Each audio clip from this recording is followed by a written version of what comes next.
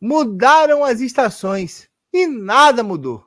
Os 11 de ouro de Rogério Ceni estarão de volta. Arias volta de suspensão / eliminatórias da Copa do Mundo, mas volta pendurado, porque ele foi expulso direto contra a equipe do Flamengo em Salvador, depois de ter nocauteado o jogador do Flamengo com pouca justiça, ou no local inapropriado, que era o campo de futebol. Se fosse no ringue de UFC, vibraríamos todos com aquele nocaute.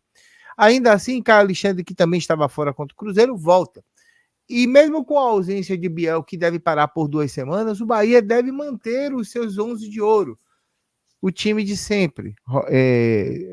O goleiro Marcos Felipe, Arias, Gabriel Xavier, Canu e Juba, o nosso querido Caio Alexandre, Jean Lucas, Everton Ribeiro e Cauli, Tassiano Everaldo, o pai do Vasco. E esse time que deve ser o time que vai entrar em campo. E o que a gente pode esperar desse Bahia?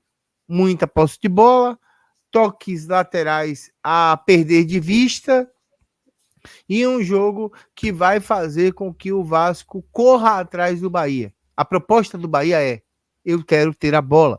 Eu gosto de 60% mais de posse de bola e você que lute. O problema do Bahia é a efetividade no último terço. Peca um pouco Everaldo e Tassiano nesse último terço, mas Tassiano, segundo informações obscuras tiradas de Nárnia, já iniciou sua transformação em Super Saiyajin pai para disciplinar o seu filho rebelde na casa do Vasco da Gama, que é São Januário. Brincadeiras à parte, sabendo que Tassiano também está com um longo jejum, um longo período sem fazer gols, e Everaldo... Ele vai marcar amanhã. Se ele tá com jejum, ele vai marcar amanhã. E Everaldo volta também. O último gol de Everaldo foi depois do jogo do Atlético Mineiro. Ele marcou no jogo subsequente e desse jogo em diante não mais marcou. Acho que fazem 3 jogos. Então a dupla de ataque chega com um pouco de fome para pegar o Vasco da Gama. Fome, para eles, talvez não seja a palavra mais assertiva para poder as coisas funcionarem do melhor jeito possível. Mas eu quero saber dos amigos o seguinte: de todos vocês, quais são as expectativas para o grande jogo de amanhã entre Bahia e Vasco? Eu vou começar com os da casa e depois eu venho para os visitantes. Antônio Jacques, sua expectativa para Bahia e Vasco amanhã? João, é que o Bahia faça um jogo que a gente está acostumado a ver na Fonte Nova, né? Um Bahia propositivo, um Bahia que aproveita as oportunidades que surgem, o Bahia que saiba aproveitar algumas dificuldades que o Vasco possa vir a ter no campo defensivo, algumas dificuldades que o Vasco mostrou no jogo daqui, tá? Que saiba se defender bem, que saiba frustrar o time do Vasco quando não tiver uma bola no pé, que saiba marcar bem também. O Bahia que tem o potencial para vencer esse jogo, tá? Não estou dizendo que vai vencer, mas é um time que consegue sim conquistar esses 3 pontos contra o Vasco, já mostrou isso em campo, já mostrou que tem capacidade para enfrentar esses adversários fora de casa com muita qualidade. Então, com um time que, com os 11 preferidos do Rogério Ceni, né, com o time de ouro, com os 11 de ouro, e com esse histórico, por mais que o Vasco esse ano ainda esteja muito bem em casa, como o Carlos bem trouxe aqui, o Vasco só perdeu um jogo dentro de São Januário na temporada, eu acredito muito na força que o Bahia tem em duelos contra o Vasco, tá? Eu acredito muito que o Bahia possa, assim, voltar para Salvador com um resultado positivo. Se eu fosse chutar um placar, João, talvez 1-0, cara, aquele placar singelo, como foi da última vez que a gente fez um jogo juntos lá, um jogo fora de casa juntos com o gol do Tassiano. A mesma coisa, o mesmo cenário vai se repetir. Eu quero que os amigos vascaínos falem a respeito e exaltem a ausência dupla de Hugo Moura, que outrora foi execrado e agora parece estar sendo amado. Isso é nítido de torcedor de futebol, isso acontece em todo o métier. E a ausência do Pirata. Que homem chato para fazer gol, viu? Conta pra gente aí o que esperar desse Vasco. Pode dar Rian no ataque? Como é que vai vir esse Vasco aí para esse jogo? O Vasco conta com 2 desfalques, né, essenciais, um grande atacante, que é o Verratti, artilheiro da Copa do Brasil, e está ali brigando também no Campeonato Brasileiro pela artilharia. E você citou, né, o outrora execrado Hugo Moura. A gente lembra muito da estreia dele, né, contra o Atlético do Paraná, que aconteceu aquela situação aos 15 minutos de jogo, da expulsão e tudo mais, mas hoje é uma referência naquele meio de campo, no quesito defensivo, né? E é um jogador que apareceu, por exemplo, contra o Cuiabá para fazer um gol importantíssimo porque o Wilton Pereira Sampaio não ia dar mão naquele lance, tá? Ele não ia marcar pênalti. Então, se o Hugo Moura não tá ali, parece que foi por propósito divino que ele estava ali e marcou aquele gol. Então, tem sido um jogador importante, tanto na defesa quanto em lances como esse aí que acontece. O gol aconteceu. Para a vaga dele, acredito eu que o Paiva deva colocar o Juan Sforza, que é talvez ali o que mais está pronto para assumir. Tem Souza, tem Galdames, tem Maxime Domingues, mas o Maxime Domingues ele está sendo aproveitado em outra função, não naquela função ali do Hugo, pelas centrais. E o Verratti muito provavelmente será substituído pelo Ryan, não pelo GB. Houve aquela discussão toda do GB, mas o GB viajou para jogar lá nas Alagoas contra o CRB pelo Campeonato Brasileiro de Aspirantes. Isso aí, com certeza, o Berbert agora vai poder dizer com muito mais prumo sobre isso. Cara, então, é basicamente isso que o Rafael falou, né? O Vasco fica sem o Hugo Moura. Ele veio muito contestado por conta do preço, né? 10 milhões de reais queria pagar, o Vasco ia comprar em definitivo, depois negociou, acabando sendo empréstimo com opção de compra. Mas assim, eu nunca achei um jogador ruim, pelo contrário, né? Lá ainda no ano passado, o Vasco já havia feito essa sondagem pelo Hugo Moura. Eu fui o primeiro a trazer essa informação na época. O pessoal até criticou, não, é mentira e tal, não sei o que, acabou se concretizando. Tá aí, o tempo foi responsável, né, por mostrar quem é que estava falando a verdade. Mas enfim, o Verratti é insubstituível nesse quesito, né? E como o Rafael falou, o Hugo Moura se consolidou de uma forma de ser o único volante assim que a torcida, né, e a comissão técnica em si tem uma certa confiança. O que você fala assim, não, esse aqui é titular absoluto. Agora os outros realmente acabaram oscilando, como é o caso do Matheus Carvalho, né, do próprio Juan Sforza, enfim. E cara, com relação ao Verratti, não tem outro jogador com as mesmas características que ele no quesito que já seja um profissional, né? Como o Rafael falou, quem chega mais próximo dele é exatamente o GB, mas também, como ele falou, ele viajou para participar do jogo do Campeonato Brasileiro de Aspirantes contra o CRB. E dificilmente, acho que não, eu nunca digo que é impossível, mas dificilmente ele vai estar à disposição do Rafael Paiva, porque o jogo é às 15h. Então a questão da logística para ele voltar a tempo para o Rio de Janeiro, eu acredito que seja muito impossível. Então, assim, provavelmente vai ser o Ryan, que na base nunca jogou como centroavante. Ele começou a ser utilizado assim pelo Ramon Dias. Ano passado ele gosta de jogar como um ponta, tá? E um ponta pela direita, né, para trazer para a perna esquerda para cortar para o meio e bater.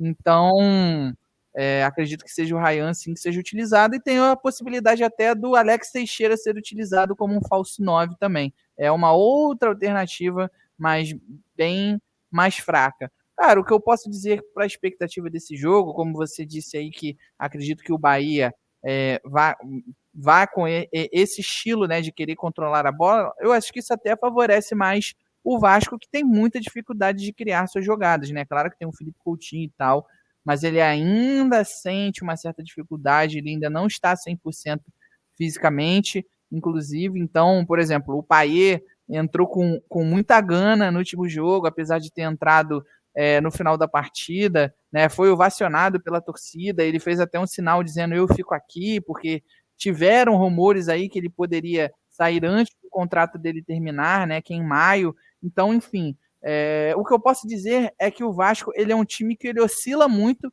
dentro das partidas, tá? Ele normalmente faz um primeiro tempo bom e um segundo tempo, quer dizer, em grande parte da temporada, o Vasco não atua bem no primeiro tempo e joga melhor no segundo, por isso que conseguiu algumas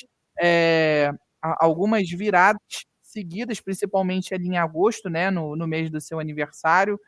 Foram 4 viradas, sendo 2 empates e 2 vitórias. Então, assim, mas já houve, né, enredos em algumas partidas que o Vasco jogou melhor o primeiro tempo e não foi tão bem no segundo, como foi no caso do segundo do jogo da semifinal contra o Atlético Mineiro, por exemplo.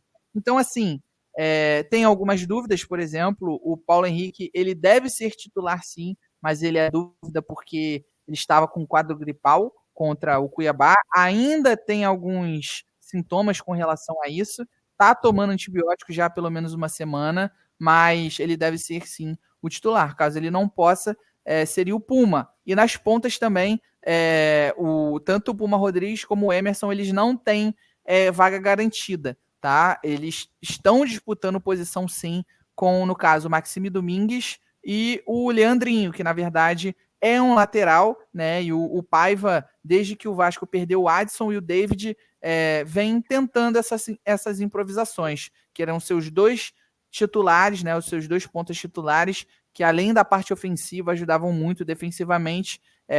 Eu digo muito o Adson na questão criativa, né? E claro, se dedicava muito defensivamente. E uma coisa que o David tinha, que nenhum outro jogador tem, ele conseguia fazer, mesmo ele não sendo centroavante, ele fazia a parede muito bem para segurar ali, esperando os seus companheiros aparecerem, né, para buscar uma tabela, às vezes. Então, o Paiva tem encontrado muita dificuldade, né, em encontrar os pontas ideais, né, para substituir tanto o Adson como o David. E aí o Emerson Rodrigues já foi utilizado, mas ele peca muito, né, em tomada de decisão, ele é limitado tecnicamente, e o Puma Rodrigues já foi usado muitas vezes como dobra de lateral, porque defensivamente ele deixa muito a desejar, mas do meio para frente ele contribui bastante. Lá, pelo lado esquerdo, já houve, né, a dobra, como pode ocorrer novamente entre o Leandrinho como ponta, e aí, no caso, o Lucas Piton, provavelmente retornando ao time titular. Ele foi preservado no jogo contra o Cuiabá. Mas, como eu falei, há a possibilidade do Maxime Domingues também atuar como ponta direita. Aí que, como o Rafael falou, né, ele é um meio-campista de origem, mas desde a sua passagem no Campeonato Português, ele vem sendo utilizado mais aberto no ataque.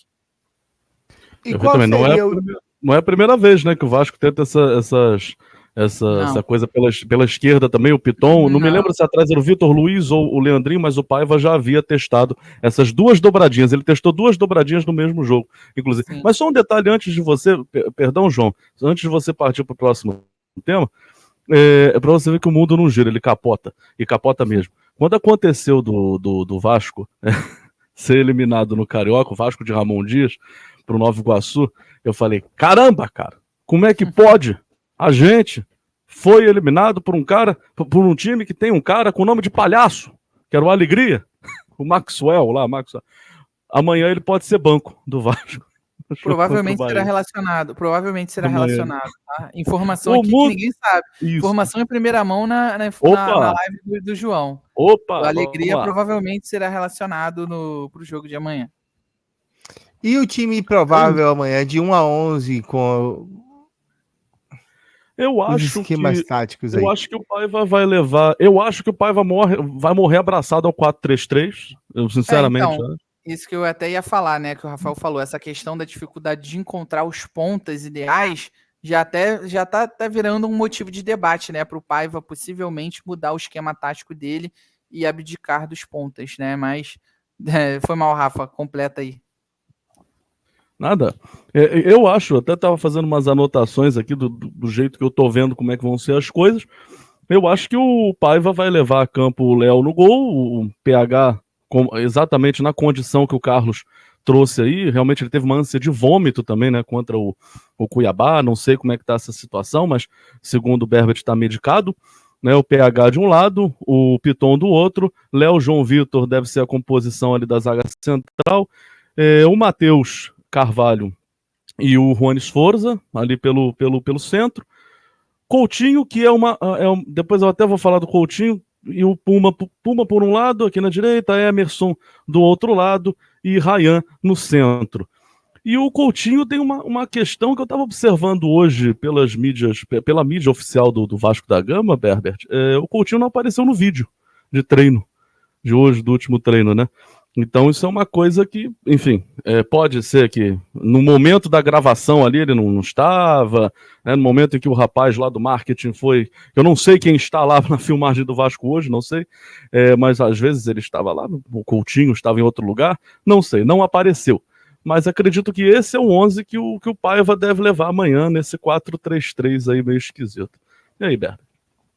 Então, com as indefinições, provavelmente vai ser Léo Jardim no gol, e aí, lateral direita, Paulo Henrique ou Puma, a dupla de zaga João Vitor e Léo, e na lateral esquerda, Lucas Piton. Aí no meio de campo, Matheus Carvalho, Sforza e Coutinho, e lá na frente, Puma Rodrigues ou Maxime Domingues, na ponta esquerda, né, o Emerson Rodrigues ou o Leandrinho, e como centroavante, o Ryan. Bom time, Antônio Jacques. Analise esse Vasco que vem para cima do Bahia amanhã para buscar os 3 pontos, né? Fazer a sua segunda vitória, porque ganhou do Cuiabá no último jogo, né? Interessante, né? E você pode ver, como o Carlos bem colocou, que o Vasco pode ter dobra de laterais, né? Ou seja, aumentar o poder de marcação. E o Bahia tem muita dificuldade contra esses times que marcam muito bem, né? Que jogam mais fechadinhos, que tem esse poder de marcação maior. Então, se o Rafael Paiva ler o jogo dessa forma e colocar realmente a dobra ali, ou pelo lado esquerdo ou pelo lado direito, ele pode ganhar muito. Se ele colocar pelos dois lados, então, ele vai perder em ataque, mas ele vai ganhar um pouco nessa questão defensiva e vai dificultar e muito a vida do Bahia, né?